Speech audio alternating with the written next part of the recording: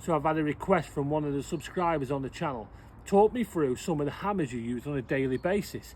So I've taken 4 here and I'm going to quickly tell you about them. We'll start off with the lightest and the smallest. This is a 400g dummy hammer. I don't use it that often, but it's always good to have in the arsenal. This is a 600g dummy hammer. This hammer I've had 8 years. I love this hammer. Absolutely fantastic. This is used every single day. Then I've got my 5-inch nylon hammer, again with the 600g dummy hammer. This is the 2 I use all the time, are these 2. Beautiful hammer, really enjoy this, great to use. And then I've got this hammer. This hammer weighs about 900 grams. I made this myself from an old chair leg.